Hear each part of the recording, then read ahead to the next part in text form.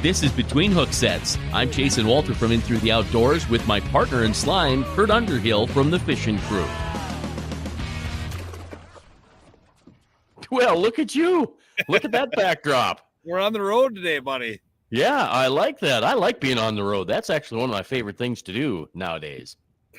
Thank God for technology and a hotspot on the cell phone. We can go live from the side of the road overlooking to Gray.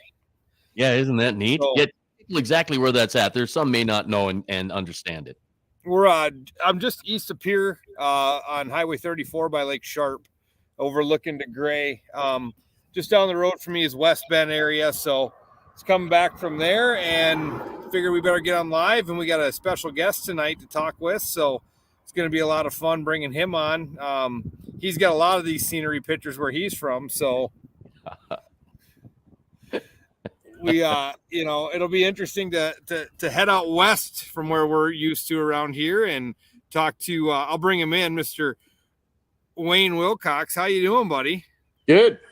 Hey, Wayne, how you doing? Good. How you guys doing?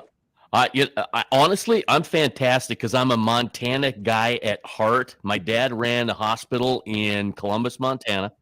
So we lived there till I was 4. So I am all about anything Montana. So as I was looking through your Facebook pages and checking out what you guys do, I got a little homesick, I'd say. I was actually born in Columbus, Montana. Were you really? What year? 76. So we left in 1970, I believe. But you were born in the hospital then that my dad was hospital administrator at. 76. So. Yeah, that's truly amazing. Boy, I tell you what, it's a small world. Yeah. Yeah. So, honestly, Wayne, we invited you on the show this week because we talked about it a little bit last week. This number on this page, the final results from Rock Creek, absolutely astounding. You and your partner Gage Gordon absolutely blew it up. And just so people know and understand, I think the winning weight the year before was like 40 pounds. So, I think it 40. I think. It's just been blowing up there. So tell us about that.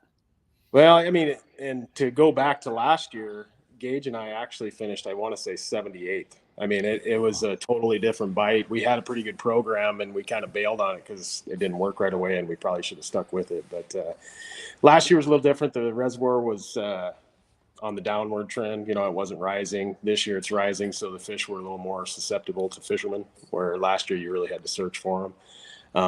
A tournament 2 weeks prior to that actually had a winning weight of 100 pounds. I think second place was 99 and third was like 96, but that was up at the dam, not the dry arm. So Rock Creek is the dry arm, which is the south portion of that big arm right up by the dam, where we couldn't get to where all the bigs were being caught the week before or 2 weeks before. So that is one heck of a get to where all the you weighed 98 pounds. I mean, come on, bud. Well, and the crazy thing is so we went up the weekend before for Memorial Day and did a little scouting, and we didn't catch a lot of fish, but and I mean, to be honest with you, the smallest fish we caught Memorial Day was 27 inches. So we knew where the bigs were, and we just gave up the rest of the whole body of water and just focused right in one area. And the bite definitely changed. The week before, it was all casting shallow, big swim baits, and everyone was getting them. I mean, everybody talked to was getting 3 or 4 bigs a day. And so we showed up Thursday and we could tell the bite was slowing down a little. We still had, I think Thursday we had 56 pounds on our best 5. And, but it wasn't as easy. We were having to try to search really for them. Friday, we went back there and we couldn't get them to go. They wouldn't go. We were marking them. So then we dropped the camera down because we're like starting to second guess ourselves, thinking it was carp or something, because we could see them all on live scope and everything. And dropped the camera down, saw one, and we're like, okay, they're sliding out a little bit. They're not in that 2 to 4 feet. They're in 10 to 12. And we didn't catch a fish on Friday. We didn't try real hard just because we didn't want to be in there casting. And we were kind of in there. There was a few other boats, but a lot of the guys were still focused further down the dry where everyone was getting them earlier. And I think a lot of those fish had slid up. And so we went in Saturday, though, even after Friday not catching. We caught a couple, but not in our area. And we knew we had them Friday just because whenever Fort Peck fish start sliding out, it means they're going to go on jigging wraps. And before everything was paddle tails. So Saturday we started the first day, and Gage is, I mean, there's not too many guys like him on live scope. When we're on Fort Peck and it's live scope and it's those big fish, Gage, have fun. I'll be in the back of the boat. I'll take care of everything back. I'll try to put one in the boat here and there, but we showed up there and we were pretty confident. We knew we could get them going. Literally, I think we had a 27 in the first, I think it was the second cast. I mean, and Gage doesn't cast, if you're live scoping, I'll be back there casting 71,000 times, just pounding the shore, and Gage just cruises around, and he'll skip little marks, that look like pike, and then finally you'll see him cast, and my eyes will pick up, and sure he's getting on. And so the first one was 27, then we hit a 30, or no, a 28, and then a 26, which was kind of smaller, and then we lost a giant, and it was probably, we lost it at the side of the boat, which usually we normally don't do. And we literally, both of us, Gage didn't step back. I didn't swing the net like I should have. And we lost it, and that made us sick because it was a mega. It was like a 32 probably. And it cold. We didn't catch that. And then our spirits were going a little down.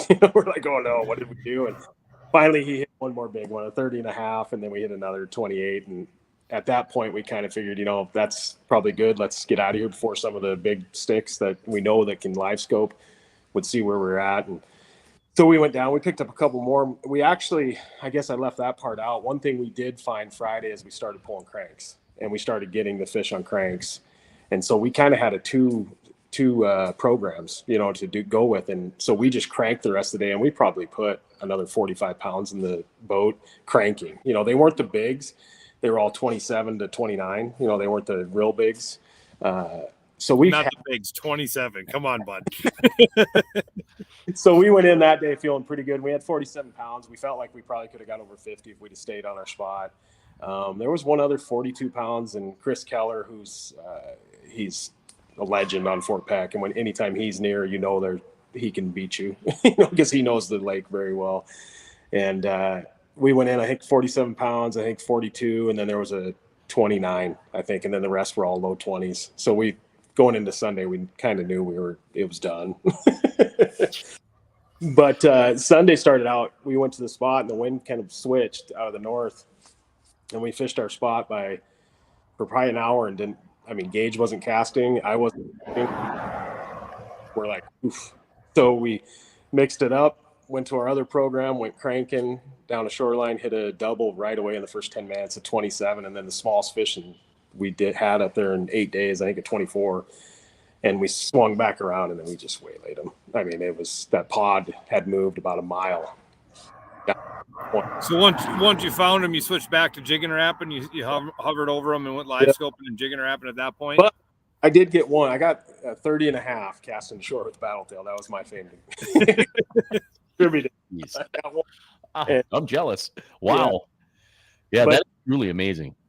It was pretty cool with the amount of, once people, day two, obviously everyone kind of knows you have big bags. So when we hit those fish cranking, we swung back around and the boat saw us. So we had probably 8 to 10 boats right around us, and they were all trying to watch what we were doing and everything. And I don't think anyone else caught one. I think we saw one get caught, and Gage probably put 8 or 9 of them in the boat, and they're all 27 to 30, and wow. Just that live scope. And people always think, the live scope's going to get them, but you got to know how to work it. Gage watches those fish, and every time, guys will say, well, I was trying to copy your jigging motion and everything. And I watched him all day, and every fish was different. He'd watch how that fish reacted, and every now and then he'd pop way high, throw it up in the column. Every now and then he'd just do little jiggles. And but he'd pay attention to those fish. And I'll bet you Gage casted 40 times all day. Really? He won't cast until he sees the one that's ready. And generally it's usually one that's up off the bottom. But yeah, so we put them in there, and it was 10 o'clock, I think, 10:30. And we had 48 pounds again. And we're kind of sitting there going, nobody can catch us. We're like, the only thing that's going to beat us now is if we don't make it back to the takeoff. So we're like, let's just go. We'll just hit points. So we pull into a point where we hit some bigs Memorial Day, and we're like, let's just pull in here. And there was probably 8 boats on that point, and we kind of pulled in away from them. And Gage goes down, and I'm in the back just figuring out what we have for weight. I'm pretty much done. I'm like, what am I gonna do? Catch more pike? And Gage all of a sudden, like, he says back, and he's like, oh God. And I'm like, what? He goes, there's bigs here. And I'm like, oh. Well, that's a bad problem to have. He casts out, boom, he looks at me, he goes, this is a giant. And I'm like, oh God. So then all the other boats just swarm. I mean, within, how it goes, just boom, right on us. We reel it in. It's a 30 3/4.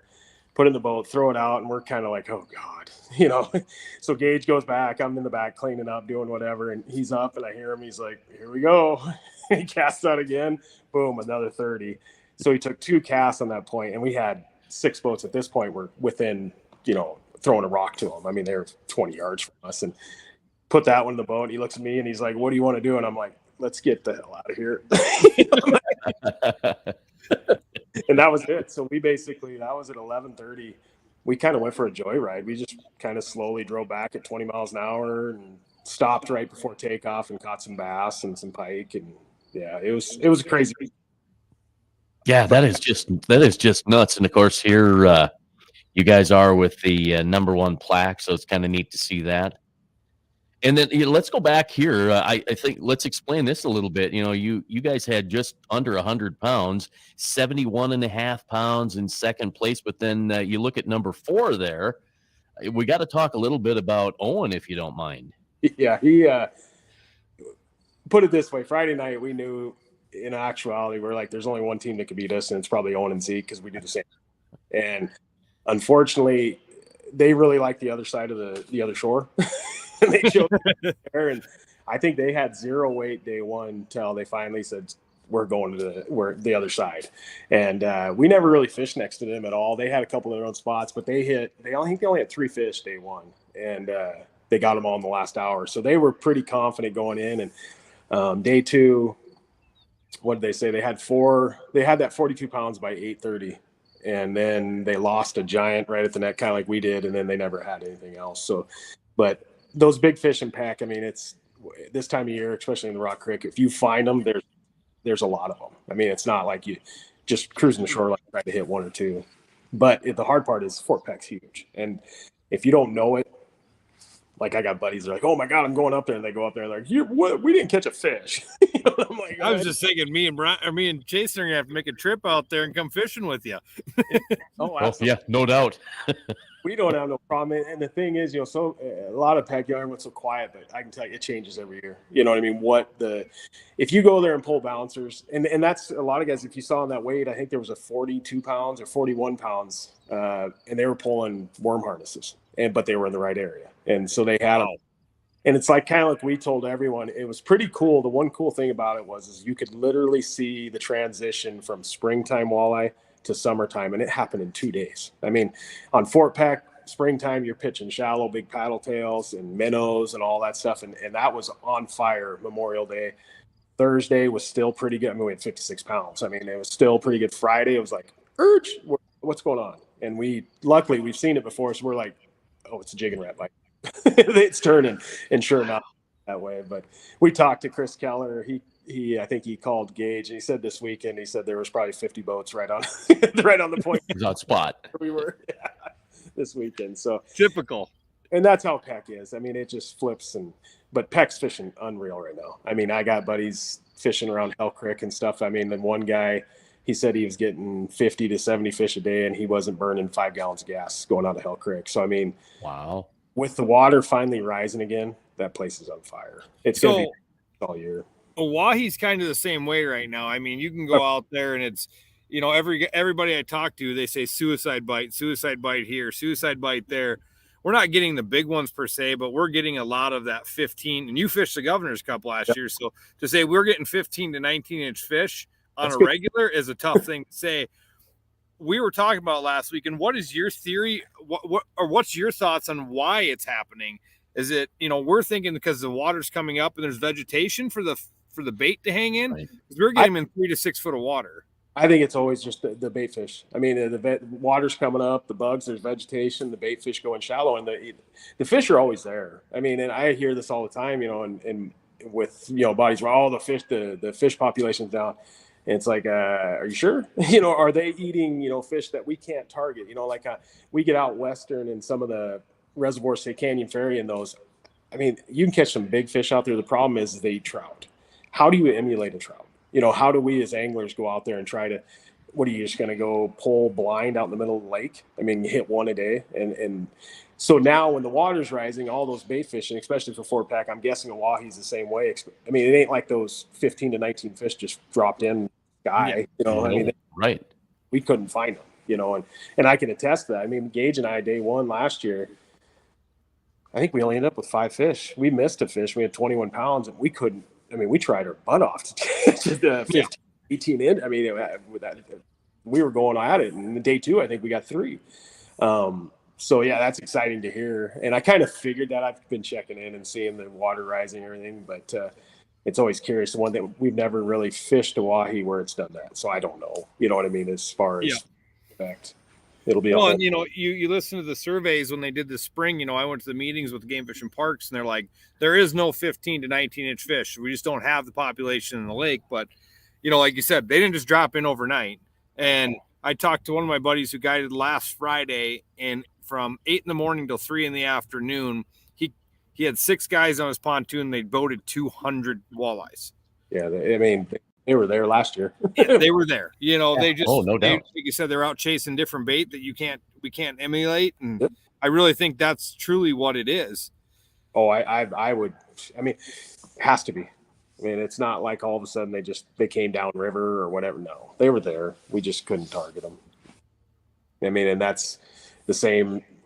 Like Canyon Ferry is a good example. I always use it because everyone talks about how bad the fishery is, but you can go there and catch 100 walleye in that 12 to 15 inch, 30 inch plus. And they're like, yeah, we just don't have those. They're there. They don't go 14 to 30. Its problem is all those running age fish, the healthy, active, bigger fish that can eat trout are out eating trout. You know what I mean? And good luck.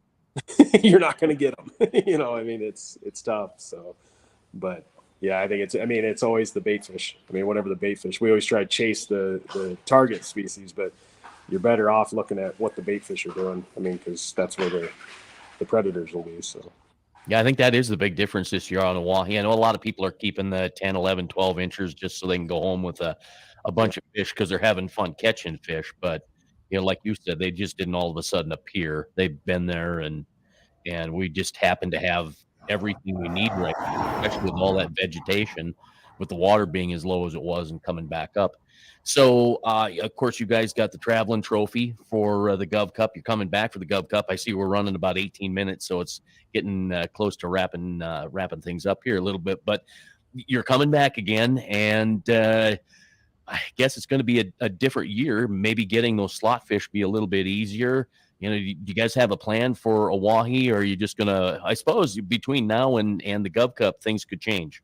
They could change. I mean, and to be honest with you, this is our Super Bowl. I mean, me and Gage, and neither of us did any NWTs or anything. And other than our local events around here, this is our big one. So that's why we're giving it 7 days. We got some friends fishing at Hoyer and all them guys. So it's a little added, we want to do well. We don't want to go there and just have fun. So we're going to put in some time and try to really figure it out and hopefully not bomb day 2 like we did last year. Hey, it's Oahe, man. Yeah. I mean, you just said, Brian or Jason, that it was going to, the bite could switch. It always switches. I get the week before the Gov Cup, we call it the Gov Cup flip because it's notorious. It doesn't matter what it's fishing like.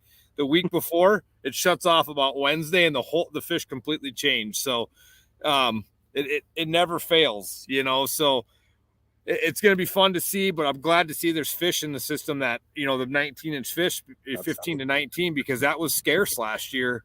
And, a lot of guys were just catching a big one or 2 big ones a day, and that was all they had. No, I think this year it's going to be get your big ones, but the unders are going to be what determines if you win it or place the top 10. I mean, before your 2 bigs, you're probably up there. Where now I think you need to get your 2 bigs and you need to focus on those unders because I think they're can be caught now. So Well, let's talk a little bit about Owen here for a quick minute. Obviously, he's heading to Pickstown. That's Yep. coming up June 22nd, 23rd. So the end of next week, I'm excited to go and check things out for that final weigh-in on Friday. What's the conversation with the family there? He's excited. I mean, I'm not going, which, I mean, he's been doing this since he was 8. It ain't like he needs me. It's nice to have two heads in the boat that think the same and we can break the water down. And it was a bad situation at Winnebago. We were on, that's the most confident I've ever been on a pre-fish, because that system is tough. And we had a program where we were putting up 15 to 20 pounds a day easily, not like we were grinding. And it was almost to the point like, and so he went into that with real high hopes. And obviously NWT, you're fishing against the best of the best. So it wasn't like he was going to win it, but he knew he was going to cash. I mean, it was, he hit a rocket takeoff and lost his lower unit. And I mean, he tried to putt out there with a kicker, but he could only hit one of his spots. And I think anybody, once you have that happen, your confidence and everything, it's out the window. So it changes everything in that moment. That was tough. So he does need to do really well in this one, because his goal at the beginning of the year was to make the top 40 and fish Devils. So he's got to have a high finish this year. I wish I could go help him, but he's got a good buddy going with him, and they'll have fun. And sometimes they fish better without Dad being there trying to. Yeah, true. Well, and Devil's Lake, the water's up on Devil's Lake too, so I think that's helping, and I think it's going to be a great championship on Devil's Lake for those few days. I would love to talk about this, but I think we should have you back this fall before hunting season and get people excited about hunting. There's you guys in the Montana Hunting Company. I'll tell you what, you put some people on big animals. Yeah, no, it's fun. I sell hunting ranches. That's kind of more, I own the Montana Hunting Company, but it's kind of our, I mean, my main profession is selling and managing hunting ranches. And then the hunt company is kind of a tool we use to manage the ranches. But we take, and it's nice because it's not like a normal outfitting company where we're trying to, I guess, make a living off it. I mean, trust me, we're a business. We don't want to go negative, but so we shoot quality animals, and it's fun. Owens, I've basically hired him as my right-hand man because I got too much going on and I need help. But I told him, I'm like, you need to work your butt off, because this is something I worked for the last 30 years of my life. Good as a young man. So if you're not doing what you need to, you're not going to keep doing it just because you're my son. So yeah, true. It's pretty cool because I'm a lot of good friends. Hoyer and Dewey Helm's going to come out and guide for me and work with us a little bit. And then actually Isaac Lackage coming out, going to guide for me. So it's kind of cool. I can kind of interact with a lot of the walleye guys. I mean, all those guys, I didn't ever do anything good in the NWT enough to get my name, but they all see pictures of the elk. They're like, hey. Immediately. It's a neat thing. And that's my passion. I mean, walleye fishing is what I love to do. I love it more than anything, but my business and what I'm probably better at than walleye fishing is the big game hunting. So. Fantastic. Yeah. Wayne, it's been great to have you. Thank you very much. Good luck to you. Hopefully we'll talk to you this fall. Good luck to Owen, and I guess we'll find out how he does. I'll be there on Friday. Absolutely. Well, good. So we'll definitely see you in about a month from now. So yeah, absolutely. All right. Okay. Thanks, guys. Thanks, buddy. Thank you. All right. We'll see you. Oh, yeah, man.